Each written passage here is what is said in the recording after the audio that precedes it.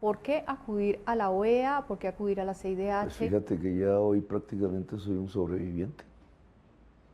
Imagínate por qué no voy a ir.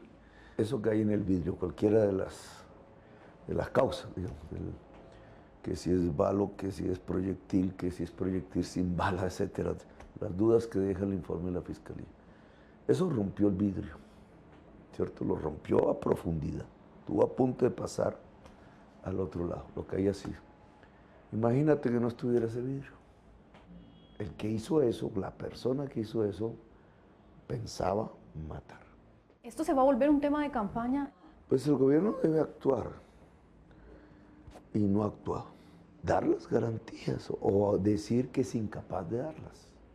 Entonces ya sabemos que estamos en otra situación.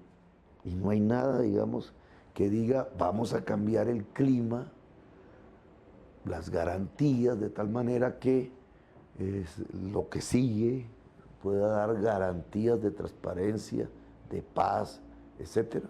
¿Qué tipo de garantías pide usted? Las medidas concretas no es si me ponen más escoltas o no, cosas de esas. El punto es, ¿qué pasa al interior de la registraduría? ¿Por qué no digitalizaron los formularios cuando era la orden de la ley y cuando venimos de constatar un fraude masivo en la registraduría? 2. ¿Por qué el gobierno nacional no pudo aplicar sus órdenes en Cúcuta? Fue más poderoso Ramiro Suárez Corzo que Juan Manuel Santos, el que está preso por asesinato, que el presidente de la República. 3. ¿Cuáles son las medidas que se van a tomar contra Ramiro Suárez Corzo para que no siga gobernando Cúcuta? O porque es aliado de Vargas Lleras político, no se toman medidas. 4. ¿Cuál es la investigación transparente e independiente de la Fiscalía sobre los hechos? Porque el informe del CTI de Cúcuta no me es transparente. Cuando usted dice lo de la digitalización de los formularios, ¿qué teme? Si las encuestas le dan un margen tan grande, ¿eso no sería un factor de confianza? ¿Qué teme usted? La verdadera competencia en la consulta no es solamente si va a salir Duque o Marta Lucía aquí o va a salir Petro aquí. No, ¿cuál de las dos tiene más votos? Ese es un factor determinante, porque más que en las encuestas está la realidad de carne y hueso que se va a expresar en toda Colombia y es un mensaje contundente que puede determinar el desarrollo de la primera vuelta. ¿Es una especie de primera vuelta o de vuelta previa? Es una especie de, llamémoslo así, de primaria, pero es un dato fundamental en las elecciones. Tan fundamental es que debería ser cuidado. Usted llegó a la consulta interpartidista prácticamente solo. Se le propuso a Fajardo, se le propuso a Humberto Lacalle, a Clara López, que en ese momento estaba independiente, hacer un gran bloque histórico de cambio en Colombia. Se propuso hacer un programa común. Entonces, digamos, hicimos todo el esfuerzo de unificar. Pero ¿cuál es su conclusión? ¿Le tienen miedo? ¿Piensan que usted polariza? ¿Por qué le sacan el cuerpo? Le tienen miedo a las reformas sociales, a la coherencia del discurso. Si alguien que se lanza a la sociedad colombiana a decir que va a luchar contra la corrupción no habla de esas reformas, está diciendo mentiras. Digamos, lo que muestran las encuestas es que ese deseo de unidad que yo planteaba como un acuerdo entre partidos ocurrió, pero no como yo me lo imaginaba, sino porque se desplazó el electorado hacia dos grandes polos, ¿cierto? Hacia el del Uribe, que es la continuidad del continuismo, con una figura muy interesante que es Duque, porque se pone la corbata moderna, el discurso moderno, pero su contenido es la continuidad de Uribe, y el nuestro.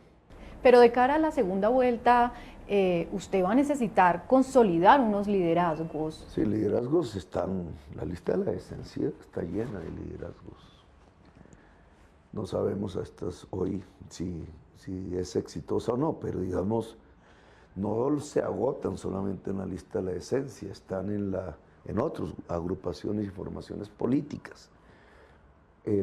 La necesidad que las transformaciones de Colombia pasen por un proceso constituyente fundamental. El primer escenario es ganar la presidencia. Estamos el 7 de agosto. Nos posesionamos, yo quiero posesionarme en Bogotá y en la Comuna 13 de Medellín. Después hablamos de eso. Pero 8 de agosto. Entonces la sociedad va a decir, bueno, ¿y ahora? Nosotros votamos por el cambio. ¿Qué dice usted? Entonces la propuesta mía es presentar un referéndum donde la gente se exprese. ¿Quiere un proceso constituyente? ¿Sí o no? Para hacer esto, esto y esto, ojo. No es para eternizarme en el poder, porque ya saldrán las voces que digan eso, no es para construir un partido único en Colombia, no.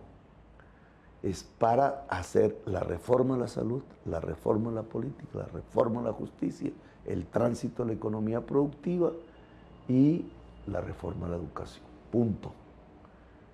¿Sí o no? Entonces la sociedad se expresará, pues si dice no, ahí quedamos listos. Si dice sí, ese es el mandato popular, ¿cierto? Y se inicia un proceso constitucional. ¿Y eso implica disolver el Congreso que vamos a elegir el 11 de marzo? La Constitución establece ya eso. El Congreso permanece, no se disuelve. Entra en receso y apenas termine el proceso constituyente vuelve a sus funciones legislativas. A mí me interesa que el uribismo esté en un proceso constituyente. ¿Por qué? Porque estoy pensando en la paz. No estoy pensando en cómo un grupo se queda con el poder y los demás se van. El uribismo es la representación del latifundio improductivo, de muchas fuerzas soterradas en la sociedad que pueden ser generadoras y lo son de la violencia. ¿Qué hago con ellos? ¿Los reprimo o los invito a pactar las reformas con su visión, pero también con las nuestras, como tiene que hacerse en una democracia, que no es que ellos se supeditan a nosotros, ni nosotros a ellos? Si abrimos ese escenario del gran acuerdo sobre lo fundamental, que es el poder constituyente, yo pienso que el uribismo tiene un papel positivo que jugar, si se atiene a las circunstancias de la historia. Usted está hablando de la prioridad del proceso de paz, el futuro de las FARC. ¿Usted va a recibir ese apoyo? No, mira, esa es una pregunta que nunca le hacen a ningún otro candidato sino a mí. Entonces, la primera pregunta porque seguramente no van a respaldar a Duque, doctor Petro. Bueno, pues deberías pensarlo. ¿La FARC va a cogobernar conmigo? No. ¿Por qué? Porque yo tengo un proyecto democrático y la FARC hoy no. La FARC hoy mantiene un proyecto derivado del viejo poder soviético, que no es democrático. ¿Por qué la FARC no convoca a la población? Porque no es democrática. Ellos harán su autocrítica, pero digamos, ni la FARC me va a apoyar ahora, ni van a cogobernar conmigo, porque yo estoy interesado en sentar las bases de una era de paz. No simplemente ver si la FARC tiene el Ministerio de Defensa, como dice una cosa de esas que ponen en las cadenas.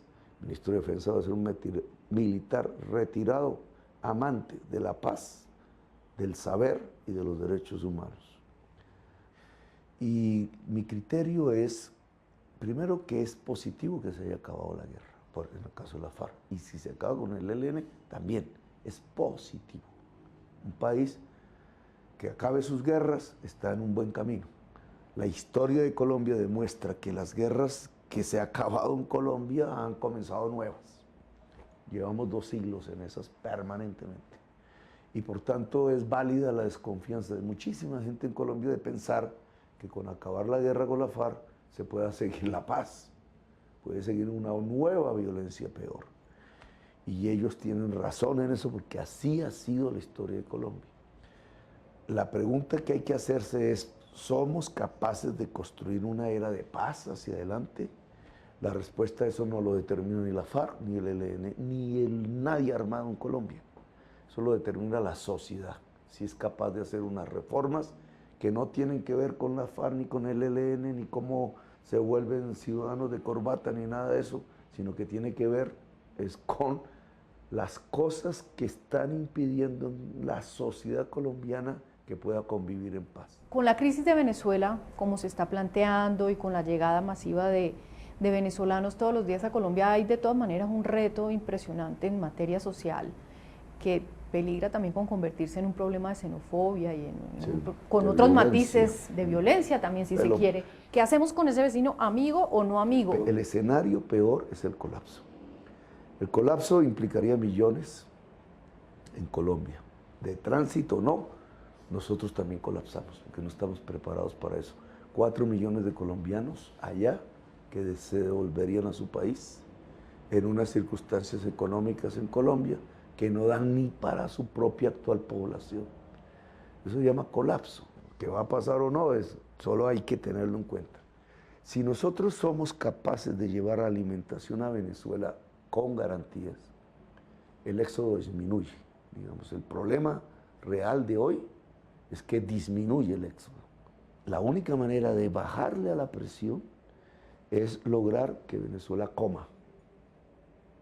Y quien mejor podría brindar la alimentación venezolana es Colombia, su vecino, si cambia la política cambiaria y monetaria de Venezuela. Y ahí hay una presión que ejercer. Pero entiendo que han intentado y no se ha podido. Digamos, lo intentó Uribe, hay que reconocerlo. Yo incluso le ayudé. En tiempos también que está al otro lado era Chávez, no Maduro. Ellos se entendían. Esa es la realidad. Uribe y Chávez se entendían. Y lograban, digamos, soluciones que llevaron las exportaciones de Colombia a Venezuela a 5.000 millones de dólares en tiempos de Uribe. Perdón. Todo eso hoy no existe. Uribe y Chávez se entendían a pesar de sus diferencias. Maduro y Santos, pues evidentemente no se entienden. ¿Maduro y usted se entienden? Santos se ha abrazado más con Maduro que Petro. Uribe se ha abrazado más con Maduro que Petro. Petro no conoce a Maduro. ¿No se han visto nunca? Yo he estado en 2 circunstancias en actos públicos, coincidimos. Pero usted piensa que... Nunca han sido de amistad ni de nada de eso, siempre han sido incluso de distancia política. ¿Cierto? ¿Qué propone Maduro hoy a los venezolanos? El arco minero, un poco de licencias mineras para sacar lo que hay detrás de esa tierra. ¿Qué propone Petro? La agricultura y la industria. ¿Qué propone Vargas Lleras? Echarle el agua para sacar el petróleo a los pozos, el fracking. Y Duque. Entonces, ¿quién está más cerca de la posición económica de Maduro? Vargas Lleras y Duque. ¿Y quién está más lejos de la posición económica de Maduro? Petro. ¿Pero usted piensa que podría haber una buena interlocución y a lo mejor un canal fluido para intentar ese proceso de ayuda? Yo no tengo malintenciones. Yo lo que creo es que Colombia puede aportar una solución que permita que no colapse la región, que permita que gane Colombia en términos de su producción agrario y agrario-industrial y que posibilite que los venezolanos tomen sus decisiones. No logro captar que en Venezuela realmente esté saliendo una alternativa política de cara a separarse del petróleo. Yo noto la pelea entre el gobierno, lo que llaman el chavismo hoy, y la oposición, como una pelea por el petróleo. ¿Quién se reparte el petróleo? Que ha sido como la historia de Venezuela desde hace décadas. Pero es que creo que esa pelea se vuelve inocua, puede llevar eso al desastre. ¿Usted qué ánimo tiene y cómo percibe lo que viene?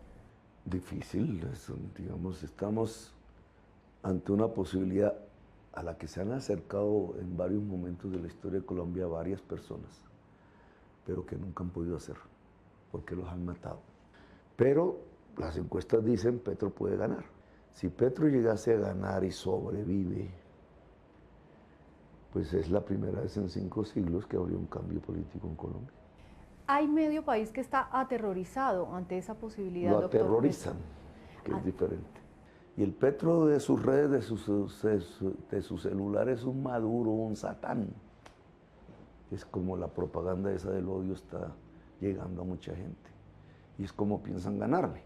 Si yo hablo de acabar el latifundio improductivo, ¿para qué es? Y no es expropiándolo, es comprándolo, para que miles, decenas de miles, centenares de miles de campesinos se puedan volver granjeros, es decir, clase media, en tierras fértiles. Claro, esto lo vuelven en la propaganda, mire que va a expropiar los taxis, va a expropiar las salas de belleza, no, vamos es a democratizar la economía, no a estatizarla. Y en el fondo eso es lo que pasa con millones de personas. Hoy están bombardeadas, ¿cierto? El castrochavismo, el miedo, no sé qué, lo que tú llamas el miedo, ¿sí? El terror. El ciudadano al final esté impactado o no, se deje ganar del odio o no, se deje ganar del miedo o no, pues dependerá del futuro de Colombia, porque ahí va a estar la decisión y es una decisión fundamental. No es un cambio de presidente común y corriente. Muchas gracias por su tiempo y por estar en Noticias Caracol.